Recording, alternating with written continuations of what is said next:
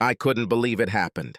I, Edward Stokes, have just made love to the most beautiful woman I have ever seen, much less known. I have no idea why she needed me. There is absolutely nothing special about me. I didn't want our time together to stop, not only because I was having such a good time, but also because I didn't want to go home to my wife Whitney. It was so late that she couldn't help but notice. I had to tell her something. I'm really bad at lying, so I decided to tell her the truth and use cannonballs. If she forbids me to have sex with her as punishment, I'm unlikely to notice a significant difference. I found her already in bed, but still awake.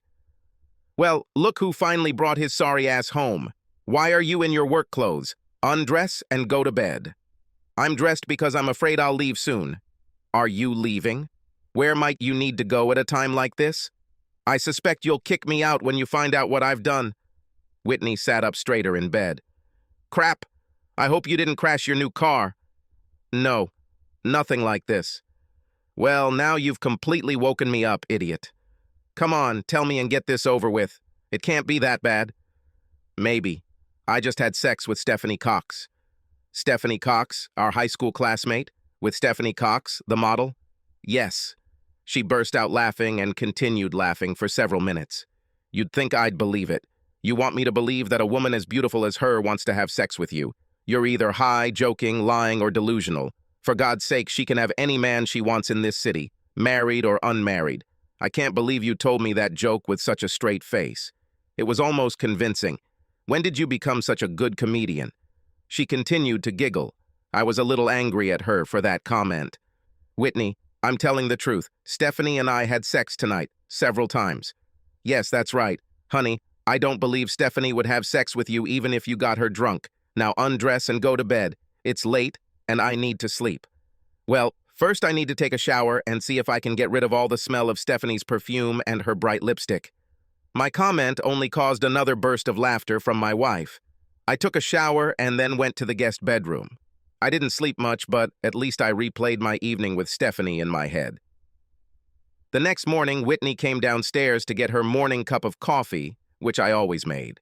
As soon as she sat down with her cup and took a sip, a wide smile appeared on her face. So, Don Juan, are you going to tell me the truth about where you were and what you really did this evening? What do you want? I told you the truth about last night and you didn't believe me. Come on, honey, if you could get a woman like Stephanie to go to bed with you, I wouldn't be mad at you. I'd give you a fucking medal. It would be the miracle of a lifetime. I wouldn't even envy your pleasure. Heck, if the most handsome man in the world started hitting on me, I'd be in his arms in a heartbeat, regardless of whether I'm married or not. And no, I didn't have sex with the most handsome man, or with any other man, handsome or not. I'm completely satisfied with boring sex with you, your mediocre dick, and our mediocre life. It's nice to know that my faithful wife thinks so highly of me, and would be willing to break our wedding vows so easily. Easily? I said, about the most handsome man in the world. How am I going to meet him, let alone get him into bed? Edward, as I continue to feed your sick bedroom fantasy, I'm starting to get a little tired. She paused and grinned. So, are you and Stephanie going to do this again soon? If so, I'd like to take a look. Damn, I wish I could join myself. Whitney, I didn't plan this, but after your snarky reaction, I just might have sex with her again. She said she liked it. I left her giggling at the kitchen table. I was angry. I went to work and began to wonder if the people I worked with might suspect that I had cheated on my wife. Obviously, there was no sign that anything had changed in me. I had lunch with Dale, my best friend at work. I was so excited about my good fortune that I couldn't wait to tell someone I could trust. Dale, I need to tell you something, but you have to promise not to tell anyone. What? Did you steal the office legal pad to take home? No, I'm serious. Dale, last night I had sex with another woman. Dale had a shocked look on his face. You say you had sex with another woman other than Whitney. How much did she take? Dan, she's not a prostitute. She is a beautiful woman who willingly gave herself to me. Of course it was. If this is true, did you or both of you have bags on your heads? He found it funny. Damn it! I am telling the truth. FYI, I had sex with model Stephanie Cox. He laughed for a long time. People in the cafeteria started looking at him. He was laughing very loudly. Edward, do you really think I'll believe this? For God's sake, she's a fucking Sports Illustrated swimsuit model, and you're an average slob at best. Stephanie seems to be the most gorgeous woman to ever come out of this town. She can have any handsome, rich man in the world she wants. You're not even in the top half of the list of handsome men in this small town. The roads are littered with the bodies of men she has run over the years. Men whose face, body, and wallet look much better than yours. Plus, I saw you in the shower. Phew, thanks for the laugh, buddy. I needed it. You and Stephanie Cox, yeah, that's right. I think he was still chuckling as he walked home from work that evening. Before heading home, I called Stephanie. I wondered what her attitude would be.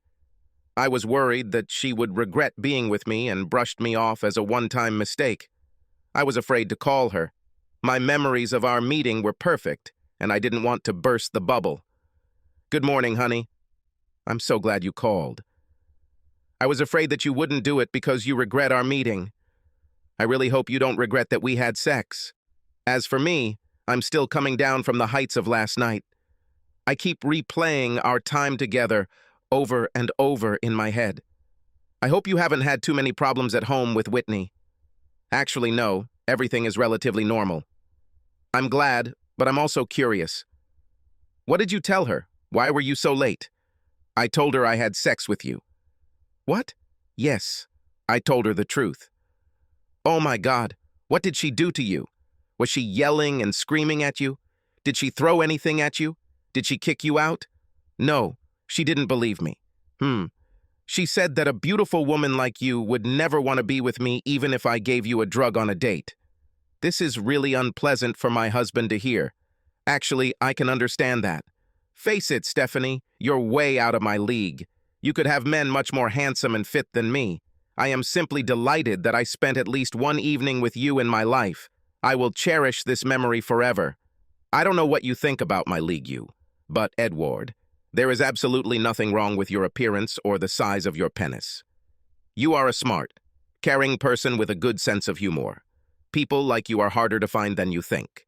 It's true that I've dated some of the most handsome men in the world and found that most of them are narcissistic and superficial. They were generally bad lovers, no matter the size of their penis. Now that I've found you, I don't want to let you go. You showed me that you know how to make love to a woman, not just sex. Last night was the best lovemaking I've ever had because you are a real man. Actually, Edward, I'm glad she treated you badly.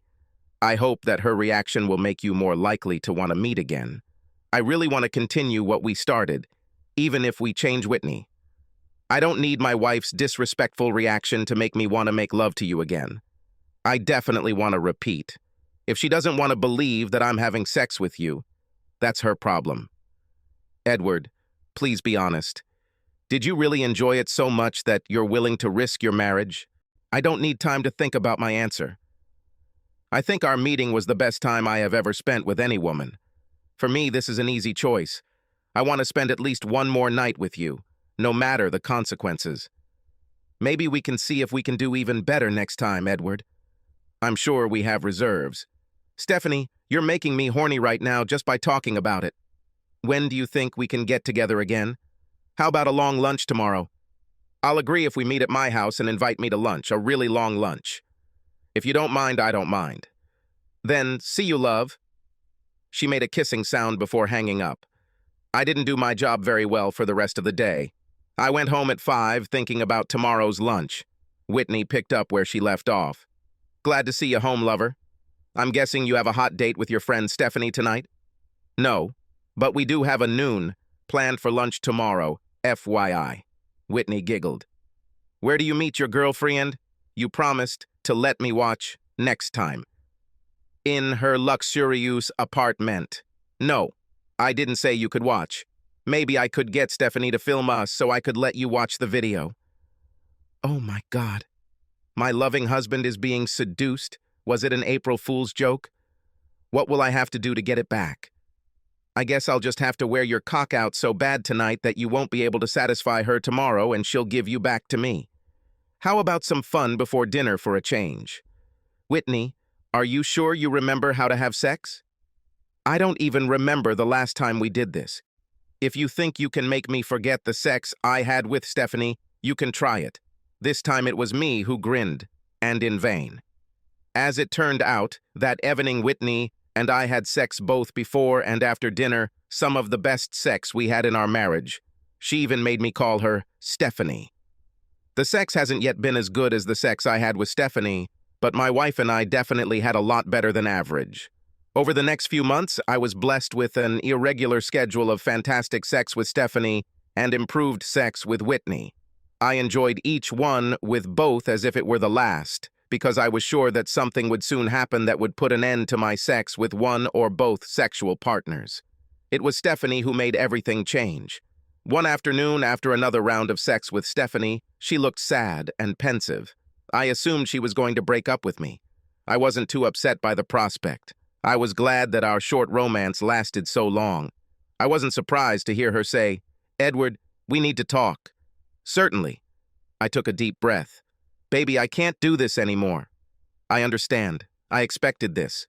I want to thank you for every moment we spent together.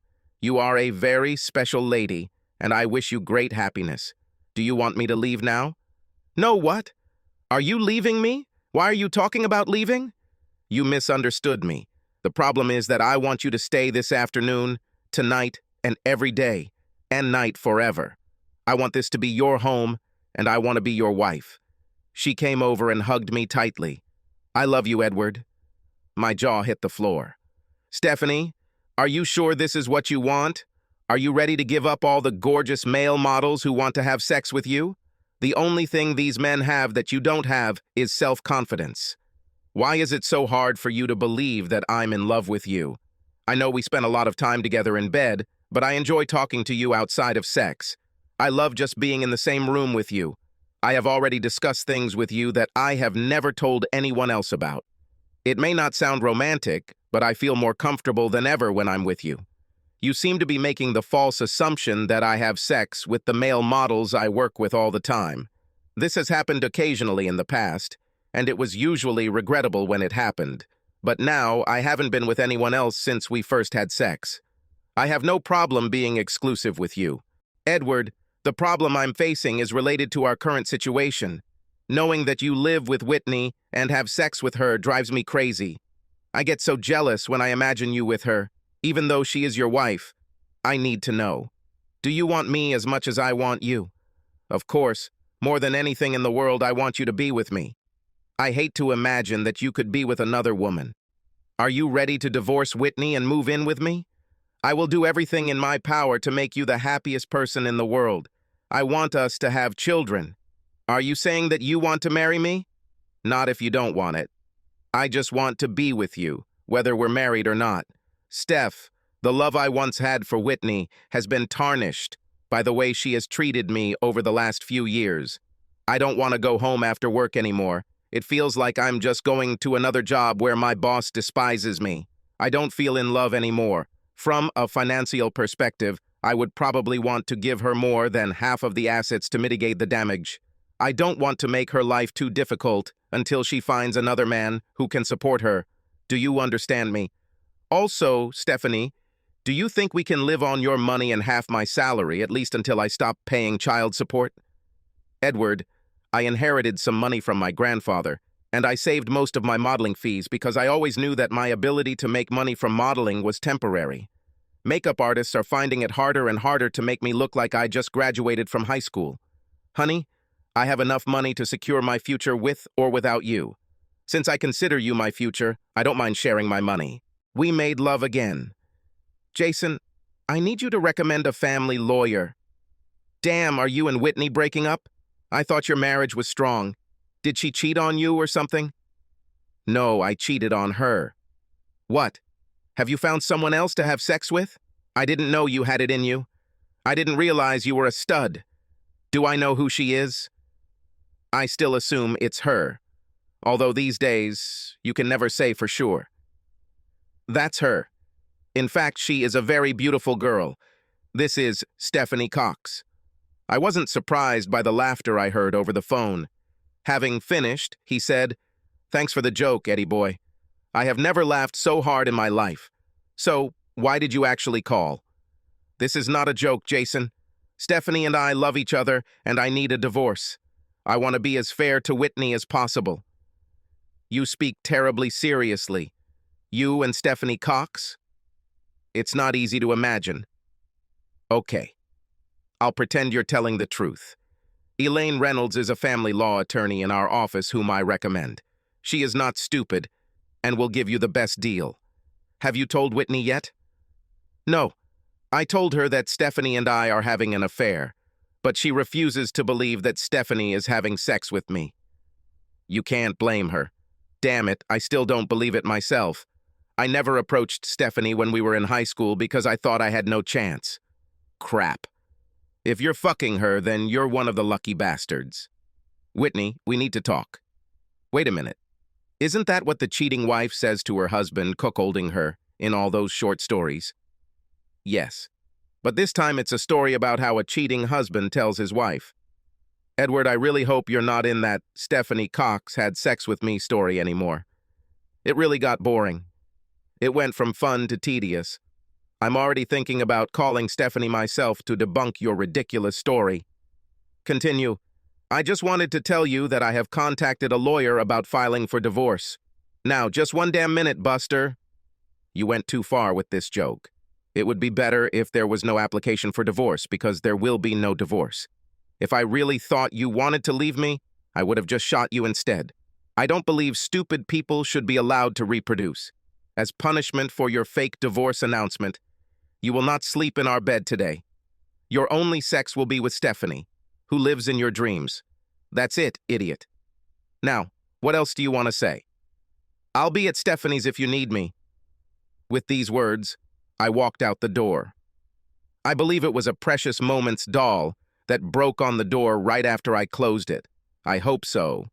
I wanted to gouge out those huge eyes of the doll. "How did she take it, honey?" "Not very good, I'm afraid. I think she will try to contest the divorce. I admit that I really feel sorry for her. I mean, she didn't do anything that terrible to you." I imagine the thought of divorce came as a real shock to her. Maybe I should talk to her myself and see if I can smooth out her ruffled feathers. We were good friends in high school. If you think it will help, just be prepared for loud yelling and a lot of vulgar language. I will do everything possible to soften the blow to her pride. "Whitney, this is Stephanie Cox. Oh, my husband's pseudo-lover. Did you just find out that you're the other woman in my husband's elaborate cheating fantasy? It still drives me crazy every time I think about it." "Whitney, I'm afraid this is not a joke or a fantasy. Edward and I fell in love. We're both sorry you'll be hurt. I promise that he will be more than fair in the divorce. I called because I want to personally apologize to you. This is something a friend shouldn't do to a friend. I never intended to fall in love with your husband. It just happened. I'm sorry. Truly sorry. Listen, Steph, I can't believe that a woman as smart and successful as you would participate in this evil prank my husband came up with. I thought his goal in doing this was to get more sex from me. Well, I started trying harder in bed, but our sex life didn't get any better. My Edward would never actually divorce me, even for such a magnificent woman as you. He would be like dogs who chase cars, and when they catch one, they don't know what to do with it. I don't know how much he paid you to play a prank on me, or what he knows to blackmail you, but it won't work. Damn it, Stephanie, there was a time when I would have killed just to have one of your guys. The idea that you want to take my boring, normal Edward away from me is laughable. I know what he's like in bed. You could do better than him, at the homeless shelter. Whitney, I'm sorry you have such a low opinion of your husband. I do not share this opinion, and in my estimation, he makes love very skillfully. If he and I get married after the divorce, which I hope we will try not to repeat the mistakes that you obviously made. I will treasure what I have. Whitney, it was basically just a courtesy call. I wanted to warn you that tomorrow at work, you will be served with divorce papers. I wanted you to be mentally prepared so that it wouldn't surprise or confuse you too much. Please consider his suggestions. Damn, Edward did his best to try and make fun of me. I bet he paid some random person to pretend to serve me tomorrow. Maybe I can arrange my own surprise. At 10 o'clock, Whitney was informed that she had a visitor. She decided that it was a fake server and told the secretary to send this person. Whitney stood up and took her position. A well-dressed young woman walked in and asked, "Whitney Stokes?" "Yes." "Can I see some identification?" "Sure, no problem." Whitney showed her driver's license. "This is good. Miss Stokes, you have been served." She handed her the package. Whitney replied, "And you were served too." With that, she laughed and hit the young woman in the face with a lemon meringue pie. The woman brushed off most of the pie. "I will press charges of assault. No wonder your husband is divorcing you." Then she ran out of the room. Whitney continued to laugh. The secretary asked, "What just happened?" "Miss Stokes, my husband is playing a stupid joke on me. He's pretending to be divorcing me and has some incredibly hot woman to marry him. I decided to make fun of him back, starting with a fake server. Although I do wonder what's in the envelope." She tore the envelope. The papers looked legitimate, but she had never seen a divorce petition before. She threw everything in the trash and began cleaning up the mess she had made while maintaining the server. Whitney decided to see how far her husband would go in this farce. She checked their bank accounts and credit cards. Half the money disappeared from the joint account, and the credit cards were paid off and closed. Absolutely predictable. It's okay. Whitney transferred the remaining funds from the joint account to her own account and obtained her own ATM card. Whitney wasn't too surprised that Edward didn't come home that night. He was probably angry that she didn't buy his joke. "He won't last long. Maybe I can give him an incentive. Maybe I can tell him that I'm ready to have kids after all. He really wants children." 4 weeks passed without any changes. Now Whitney began to worry. She didn't hear anything from Edward.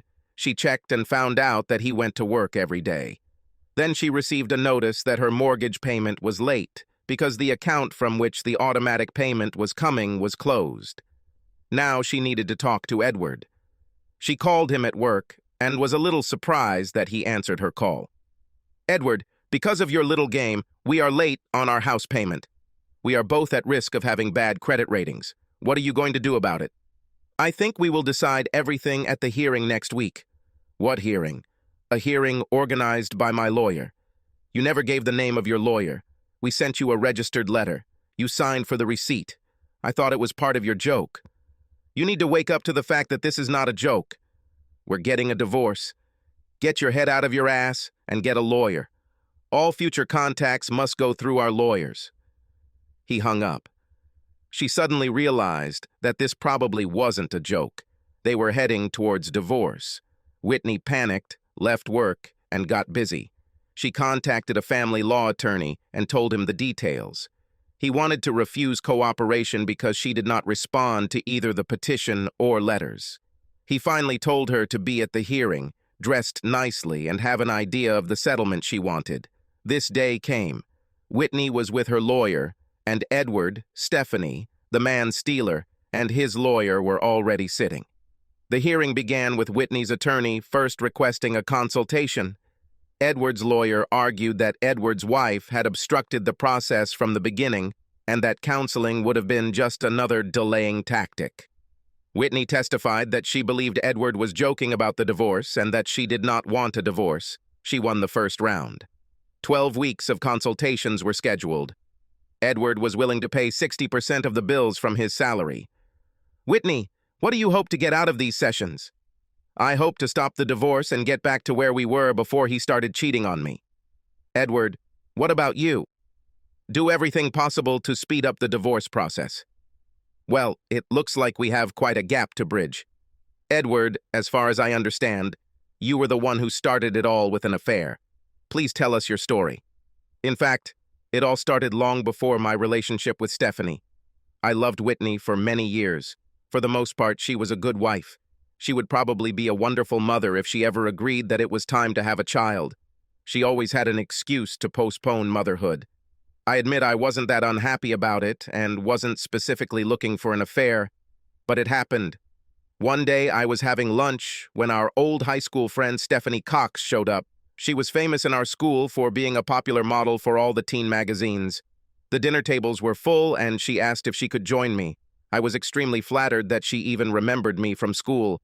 I, of course, was not part of the V group with which she usually associated. We ate and talked before and after lunch. She said she enjoyed talking to me and asked if we could meet again. I suggested a time and place for dinner and she agreed. I was euphoric. I had a date with one of the most beautiful women in the world. I didn't say anything to Whitney because I secretly wanted something sexual to happen between me and Stephanie, even though my brain was saying, no way. Anyway, we met again for dinner, this time at her apartment. I was completely crazy about her. As I walked out, she leaned over to kiss me goodbye. It all started only with the lips, but soon passion prevailed. I thought I had hit the jackpot, but in reality, this was to come. A few minutes later, I returned to the apartment and they began to take off my clothes. I kept waiting for her to tell me that she was just playing a joke on me, but that never happened. Sex happened. Best sex of my life. Sorry, Whitney, but it's true. I felt happy and guilty at the same time. I went home and told Whitney. She didn't believe me. According to her, there was no way a loser like me could go on a date with a woman like Stephanie, let alone get her to have sex with me. This made me angry. When Stephanie said she wanted to see me again, I said to myself, what the hell? I'll just show Whitney. As my romance with Stephanie blossomed, Whitney increasingly mocked my claims that I was with Stephanie. She thought I was faking or delusional. There was no way Stephanie Cox would want me. I admit that Whitney has improved in the bedroom, and over the past few months we have had the best sex of our marriage. Stephanie once said that she wanted to be with me constantly and exclusively. We decided that we wanted to be together as husband and wife, even though it meant I would have to get a divorce. I tried to tell Whitney as gently as possible, but when I told her, she laughed in my face. She thought I was either crazy or had completely misinterpreted Stephanie's feelings when she was probably just putting up with me. When I served Whitney, she attacked the servers and threw away the papers. It wasn't until she called me about a late mortgage payment that she realized there was actually a divorce going on. The point is, even though Whitney didn't do anything terrible before Stephanie and I got together, she disrespected and ridiculed me to the point that I considered leaving her even if I had. It's impossible to marry Stephanie. My love for Stephanie is an additional reason for divorce. That's all. It's enough for today. Next week, we'll let Whitney tell her side of the story. Whitney chimed in. Why can't I say anything today? Just briefly. Edward, I'm so sorry I didn't believe you. You are a great find for any woman. I love you and want to remain your wife. Please forgive me and give me another chance. I am ready to give birth to a child from you as soon as possible. I want children as much as you do. Edward didn't say anything as he left. He was clearly excited. Whitney told her version of events, admitting her disbelief and then disrespect for her husband. She feared that Stephanie was too great a prize for Edward to refuse. Whitney promised to treat him better and get pregnant as soon as possible so they could have children. Edward simply said, too little, too late. No, it won't if you just give me another chance. The final divorce hearing has begun. Whitney looked much older. Her dress was rumpled and she was wearing no makeup other than lipstick. She looked depressed, very depressed. The judge spoke. I understand that 12 weeks of consultations did not lead to reconciliation. I also understand that the wife still wants to stay married. Mr. Stokes, this is your last chance to change your mind. Do you want to get a divorce or stay married to her? Whitney is an attractive woman with many good character traits. She can be an amazing wife to another man and mother to their children. I once wanted to be such a person. I don't want this anymore. Your Honor, I want a divorce. Fine. I declare the marriage dissolved in accordance with the terms of the settlement presented to me. Mr. and Mrs. Stokes, you are now divorced. When everyone stood up, Whitney remained sitting and crying. Edward stood up and said, Whitney, don't give up on yourself. You can have a bright future with someone else. I really wish you all the best. In tears, Whitney surprised everyone by pulling a gun out of her purse. There's no reason why we can't be happy again once I get rid of her, and pointed the gun at Stephanie. Stephanie stood up and patted her stomach. If you shoot at me, you won't only kill me. The belly, which she stroked, almost did not begin to bulge. Whitney dropped the gun and completely broke down before she was disarmed and led away. As soon as Whitney was taken out of the room, Edward asked, "Stephanie, are you pregnant?" "No, I just typed a little."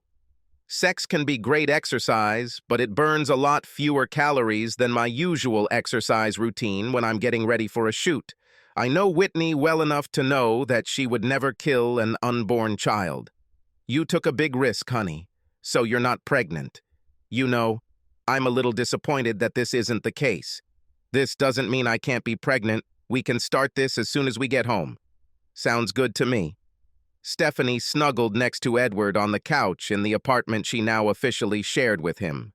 Subscribe to our channel so that your second chaff doesn't cheat on you, and go ahead and listen to the next story, because this story is nothing compared to the next one. If you're under 18, don't even think about listening to the next one.